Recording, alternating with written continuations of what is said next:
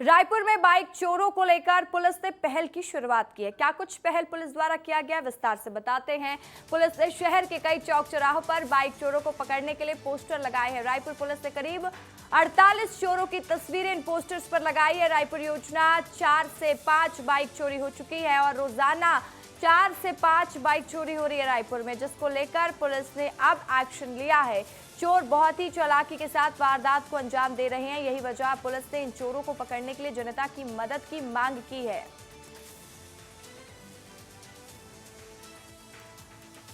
तो देखिए, रायपुर पुलिस की एक पहल लगातार हम देख रहे हैं। रोजाना रायपुर में 4 से 5 बाइक चोरी हो रही हैं, जिसको ध्यान में रखते हुए पुलिस अब एक्शन मोड पर आ चुकी है और पुलिस ने इस बार जनता से मदद की गुहार भी लगाई है।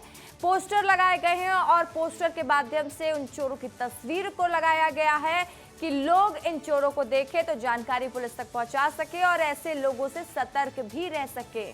और ज्यादा जानकारी के साथ मेरे सहयोगी रोहित मिश्रा इस वक्त मेरे साथ लाइव जुड़ चुके हैं। रोहित, एक अलग प्रयास पुलिस द्वारा किया गया है।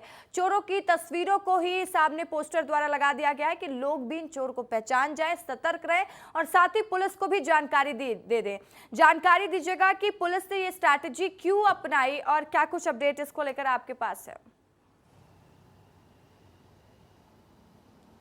बिल्कुल रसिका, देखिए पिछले कई दिनों से ये देखा जा रहा था कि हर दिन 4 से 5 मोटरसाइकिल की चोरी की घटनाएं सामने आ रही थी और बीते 1 साल का अगर आंकड़ा उठाकर देखते हैं तो 300 से ज़्यादा मोटरसाइकिल जो है वो चोरी हो चुकी है और लगातार पुलिस ये तमाम जगहों पर आरोपियों को पकड़ने के लिए तलाश कर रही थी। उन तक पहुँचने के लिए CCTV फुटेज खंगाला जा रहा था, लेकिन कहीं ना कहीं इस पर कामयाबी नहीं मिल पा रही थी। जिस हिसाब से मोटरसाइकिल चोरों को पकड़ना था उनको नहीं पकड़ा जा सका था। तो इसमें एक नई पहल की गई है। पहल के तहत में कुल रायपुर शहर में 15 से ज़्यादा जो अलग अलग चौक चौराहे हैं वहां पे ये तमाम CCTV फुटेज के जो फोटोज हैं उनको रखा गया है। इसके अलावा वो तमाम फोटोज को 48 चोरों के जो एक बैनर है वो क्रिएट किया गया है। बैनर क्रिएट करने के बाद में तमाम चौक चौराहों पर लगाया जा रहा है ताकि आम व्यक्तियों की और राजधानी वासियों की मदद लेकर वो तमाम चोरों तक पहुंचा जा सके, उनसे मोटरसाइकिल रिकवर करने का भी काम किया जा सके। और कुछ दिनों हाल ही में भी अगर 1 महीने पहले की बात करें तो हालांकि पुलिस को सफलता मिली थी और 48 चोरों को उन्होंने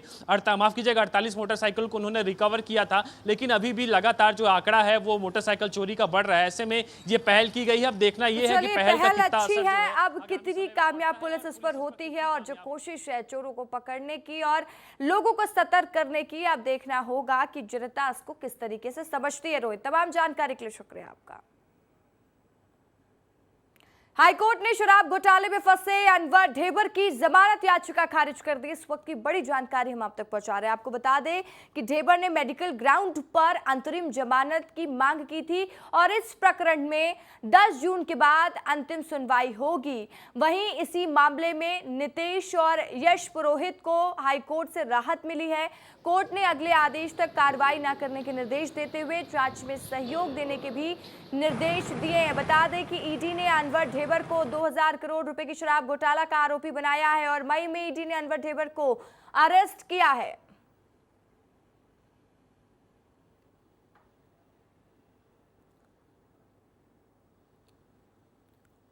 अब बात करेंगे राजनांदगांव की। राजनांदगांव में प्रशासन ने पहाड़ियों को हरा भरा करने के लिए अनोखी पहल की शुरुआत की है, जहां पहाड़ों में गड्ढे खोदकर पहाड़ों को हरा भरा करने का रोड मैप तैयार किया गया है। आपको बता दें 42 गांव में 111 पहाड़ियों पर लगभग 2,25,000 गड्ढे खोदे गए हैं, जहां ग्राउंड वाटर लेवल को बढ़ाने की विशेष पहल की जा रही है। आपको ये भी बता दें कि गड्ढों को खुदवाने के कुल 1 करोड़ 16 लाख रुपए की लागत आई है।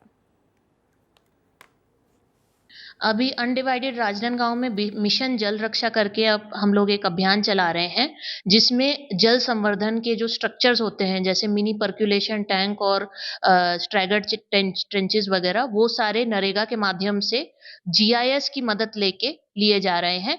इसमें बहुत सारे स्ट्रक्चर्स होंगे और ये निश्चित रूप से जो अपना वाटर टेबल रिचार्ज है वो करेगा, ताकि पानी की उपलब्धता हो और दूसरा हरियाली भी हो। आज हम आए हैं राजनांदगांव जिले के उस पहाड़ में जहां पे जिला प्रशासन का दावा है कि यहाँ पे पानी को संरक्षित किया जा सके, यानी कहा जा सकता है कि पहाड़ों में पानी की खेती होगी। मैं हूँ विस्तार से मनोज सिंह। लगातार जिले में पानी की समस्या बनी हुई है, जहाँ पे आज जिला प्रशासन द्वारा लगभग 250 गड्ढे खोदे गए हैं। मैं अपने कैमरामैन से दिखाना चाहूँगा कि दिखाया कि लगातार यहाँ पे पहाड़ों में 2.5 लाख गड्ढे खोदा गया है, जिसमें पानी को संरक्षित किया जाना है। जिला प्रशासन का दावा है कि यहाँ पे पानी संरक्षित होगी, यहाँ की मिट्टी पौधों पे लगाने का काम देगी। इस दिशा में एक बड़ा प्रयास जिला प्रशासन द्वारा किया गया है, जिससे पानी को संरक्षित किया जा सके। विस्तार न्यूज़ के लिए मनोज सिंह, राजनांदगांव से। तो वहीं पेंड्रा थाना क्षेत्र से बेहद संगीन मामला सामने आया, जहां दिव्यांग रोजगार सहायक पर नाबालिग बच्ची के साथ बदसलूकी का आरोप लगा है। आपको बता दें कि दिव्यांग रोजगार सहायता ने घर में पानी भरने के बहाने नाबालिग बच्ची को बंधक बना लिया था। पीड़ित ने इस घटना की जानकारी अपनी मां को दी, जिसके बाद पुलिस ने रोजगार सहायक को गिरफ्तार कर लिया है।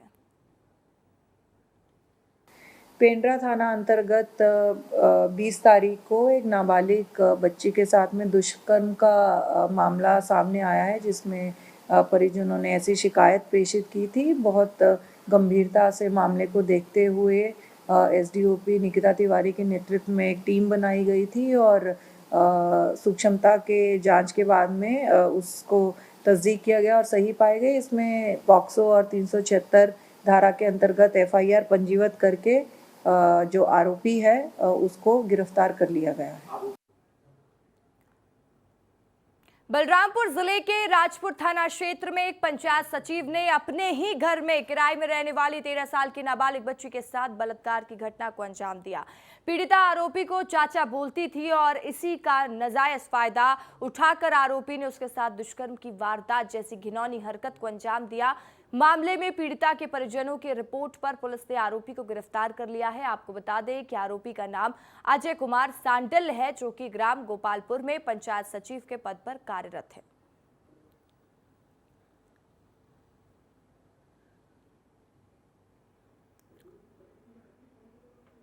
और अब खबरों में बढ़ेंगे आगे। एमसीबी जिला के तहत आने वाले नगरपालिका निगम चिरमिरी के राजीव गांधी पार्क स्थित स्थिति बदहाल हो चुकी है। तस्वीरें देखिए। पहले इस पार्क का नाम नीलम सरोवर पार्क था, जिसे बदलकर राजीव गांधी पार्क कर दिया गया, लेकिन उसे पार्क की बदहाली की तस्वीर इस तरीके से सामने आई और आलम जस के तस है। जैसे पहले तस्वीरें सामने थी, वैसे ही अब भी तस्वीरें देखने को मिल रही है। बता दें कि नगरपालिका निगम चिरमिरी की प्रथम महापौर स्वर्गीय सुभाषिनी सिंह ने इस पार्क का निर्माण कराया था। शुरुआती समय में इस पार्क में नौका विहार, म्यूजिकल फाउंटेन, बच्चों की ट्रेन और भूल भुलैया, बॉल टब जैसे तमाम मनोरंजन के लिए साधन थे, लेकिन समय बीतता गया और पार्क में मनोरंजन के सभी सामान नगर निगम प्रशासन की अनदेखी के शिकार होते चले गए, जिसके चलते अब ये पार्क बेहद ही बदहाल स्थिति में नजर आ रहा है। अधिकारी केवल लंबी मोटी कमीशन खोरी के चक्कर में वहाँ की पार्क को ऐसा दुर्दशा है, जो सारी सुविधाएं जब आपने गिनाया है, निश्चित रूप से यह एक भव्य तरीके से हमारा पार्क हुआ करता था, जिसका हम लोगों ने यदि जिले का कोई कार्यक्रम हो तो यहाँ का बना करके मोनो बना करके वहाँ प्रदर्शित करते थे। देखिए, ये सब जो चीज़ बन जाता है उस पर मेंटेन मरम्मत किया जाता है, उस पर ध्यान देना चाहिए। अब इसमें क्यों नहीं ध्यान दिया जाएगा, नहीं दिया गया। अब इसमें मैं क्या कहूँ, लेकिन मैं ये चाहूँगी कि ये नगर निगम प्रशासन को इसमें ध्यान देना चाहिए। तो देखिए, बड़ी खबर का रुख करेंगे। ऑनलाइन सट्टा मामले में बड़ी कार्रवाई की गई है। महासमुंद पुलिस ने 4 आरोपियों को गिरफ्तार किया। लगातार एक्शन मोड पर पुलिस ऑनलाइन सट्टा ऐप को लेकर नजर आ रही है और 4 लोगों की गिरफ्तारी फिर देखने को मिली। ऑनलाइन सट्टा खिलाते थे सभी आरोपी। 250 से अधिक खातों में 10 करोड़ का ट्रांजैक्शन किया गया था। हम आपको बता दें, छत्तीसगढ़ के आरोपी झारखंड में बैठकर सट्टा खिला रहे थे। भिलाई, जांजगीर और महासमुंद के निवासी है आरोपी। 3 लैपटॉप, 13 मोबाइल, 20 सिम कार्ड और एक पास के साथ ही 3 चेकबुक भी जब्त किया गया है।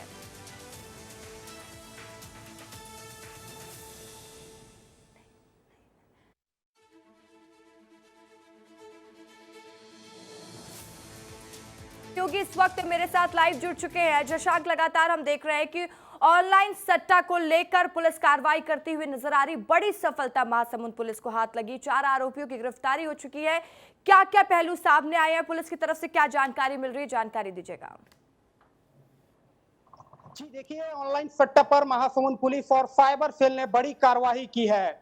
लगभग 6 आरोपियों को गिरफ्तारी हुई है। 2 आरोपी महासमुंद से गिरफ्तार हुए हैं, जबकि 4 आरोपी जो हैं उन्हें जमशेदपुर झारखंड से गिरफ्तार किया गया है और पुलिस को बड़ी सफलता मिली है। लगभग जो है 250 खातों से 10 करोड़ का ट्रांजैक्शन हुआ है, जबकि 5 चालू खातों से जो है 5 लाख रुपए को फ्रीज किया गया है और पुलिस को चकमा देने की तैयारी थी। इसलिए जो छत्तीसगढ़ के आरोपी हैं उन्होंने झारखंड में बैठा और झारखंड से बैठकर ऑनलाइन सट्टा अप्पा ऐप नाम से सट्टा चला रहे थे। एक बड़ी कार्रवाई महासमुंद पुलिस ने की है। ठीक है, तमाम जानकारी के लिए शुक्रिया आपका। गरियाबंद की सड़कों पर मालवाहक वाहनों में इंसान ढोते देखा जा रहा है। कवर्धा में हुए बड़े हादसे के बाद भी उस घटना से किसी ने सबक नहीं ली है। सस्ता और सुलभ संसाधन होने के कारण ग्रामीण इलाकों में ज्यादातर मालवाहकों का इस्तेमाल पैसेंजरों को ढोने के लिए किया जाता है और प्रदेश को झकझोर देने वाली घटना के बाद पुलिस प्रशासन भी इस पर अंकुश नहीं लगा पा रही है।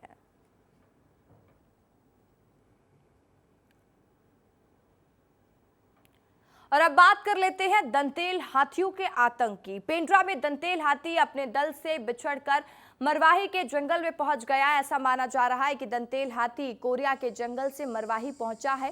दंतेल हाथी के अकेले होने की वजह से आक्रामक होने का भी खतरा बना हुआ है, जिसके चलते वन अधिकारी लगातार हाथी की निगरानी में लगे हुए हैं।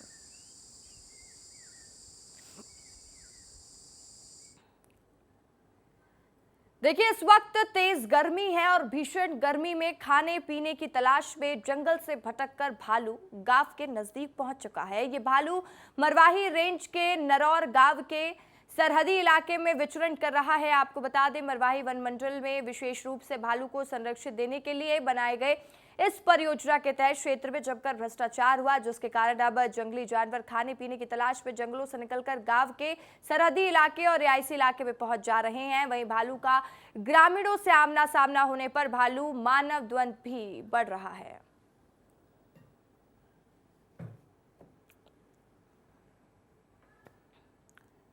तो चलिए बड़ी खबर का रुख कर लेते हैं। टैक्स चोरी को रोकने इसको लेकर एक बड़ी जानकारी सामने आ रही है। टैक्स चोरी को रोकने के लिए छत्तीसगढ़ में साइज सरकार ने एक पहल की शुरुआत की है। प्रदेश में जल्द लागू होगा विजिलेंस सिस्टम। महाराष्ट्र कर्नाटक के बाद देश का तीसरा प्रदेश बनने जा रहा है छत्तीसगढ़, जहां पर विजिलेंस सिस्टम लागू किया जाएगा। पंजीयन विभाग में पारदर्शी सिस्टम बनाने की पहल है। छत्तीसगढ़ में हर बड़ी रजिस्ट्री की स्क्रूटनी की जाएगी। तो इस वक्त की बड़ी जानकारी हम आपको दे रहे हैं। टैक्स चोरी को रोकने के लिए छत्तीसगढ़ सरकार ने, साइज सरकार ने एक अनोखे पहल की शुरुआत की है। प्रदेश में जल्द ही विजिलेंस सिस्टम लागू किया जाएगा। महाराष्ट्र कर्नाटक के बाद छत्तीसगढ़ तीसरा प्रदेश बनेगा जहां पर विजिलेंस सिस्टम लागू किया गया है।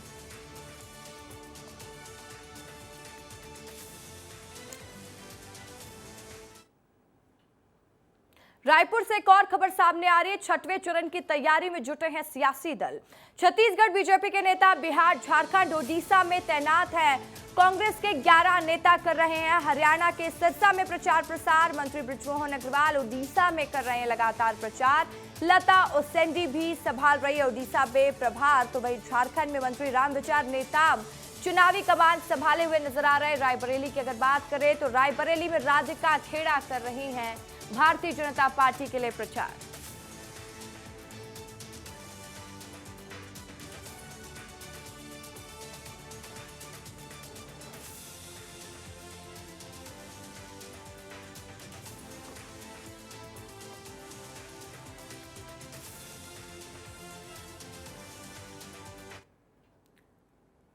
छत्तीसगढ़ की सभी 11 लोकसभा सीटों पर वोटिंग हो चुकी है। अब बीजेपी नगरीय निकाय चुनाव को लेकर एक्टिव मोड पर नजर आ रही है। राज्य में कांग्रेस की महापौर और पार्षदों पर भारतीय जनता पार्टी की नजर है।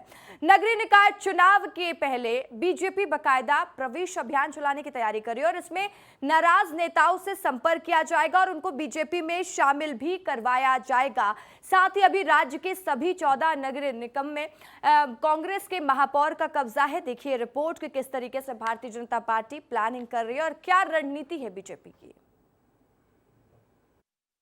विधानसभा और लोकसभा चुनाव के बाद निकाय चुनाव में बीजेपी पूरी ताकत के साथ चुनाव लड़ेगी और पार्टी ने संगठन स्तर पर इसकी कवायद भी तेज कर दी है। जिस तरह से विधानसभा और लोकसभा चुनाव से पहले बीजेपी में आने जाने का दौर शुरू हुआ था, वैसे ही स्थिति एक बार फिर देखने को मिल सकती है।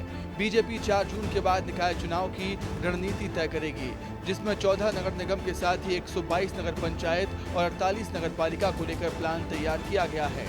ये भी कहा जा रहा है कि जगदलपुर महापौर सफीरा साहू के आने के बाद सभी नगर निगम पर बीजेपी की नजरें टिकी हुई हैं। प्रदेश में अब तक कांग्रेस छोड़ने वालों की एक लंबी फहरिस्त है।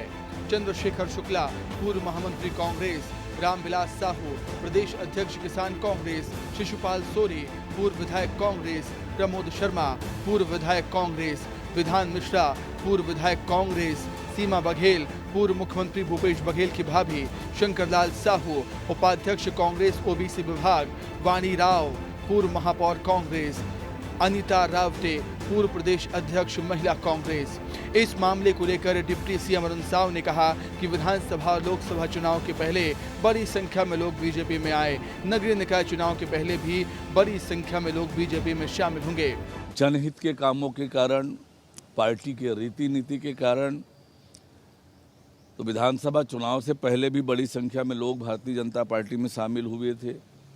लोकसभा चुनाव से पहले भी भारतीय जनता पार्टी में बड़ी संख्या में लोग शामिल हुए।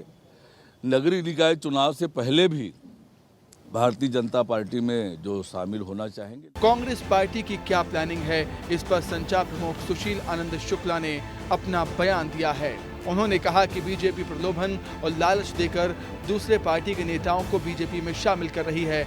जिस प्रकार से भारतीय जनता पार्टी प्रलोभन दे के, भय दिखा के, लालच दे के दूसरे दल के कार्यकर्ताओं को भारतीय जनता पार्टी में शामिल कर रही है, उसका दुष्परिणाम भारतीय जनता पार्टी में बहुत जल्दी देखने को मिलेगा। एक तो 400 पार का नारा देके भारतीय जनता पार्टी बुरी तरह से फेल हो चुकी है और इस तरह चुनाव में प्रयास कर सकती है, लेकिन सफल नहीं होगी।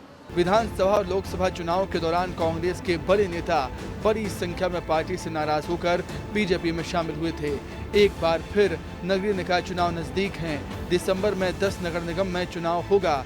अगर पिछले चुनाव की बात करें तो प्रदेश में कांग्रेस की सरकार बनने के बाद हुए निकाय चुनाव में कांग्रेस का दबदबा रहा था। फिलहाल प्रदेश की 14 नगर निगमों में कांग्रेस का कब्जा है।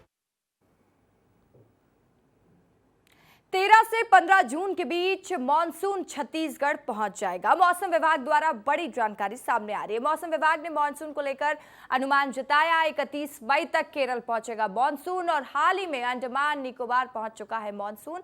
मॉनसून इस बार सामान्य तारीख से पहले ही दस्तक दे चुका है। छत्तीसगढ़ में अगले 24 घंटों में तापमान बढ़ने की आशंका है।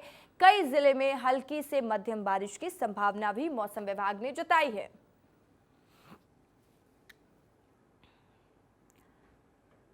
मध्य प्रदेश में इन दिनों भीषण गर्मी पड़ रही है और सुबह से ही सूरज तीखे तेवर दिखाता हुआ दिखाई दे रहा है, जबकि रातों में भी मौसम गर्म है और ग्वालियर चंबल के साथ अब मालवा निमाड़ में भी आसमान से शोले बरस रहे हैं और यहां दिन का टेम्परेचर 45 डिग्री के पार पहुंच जाता है।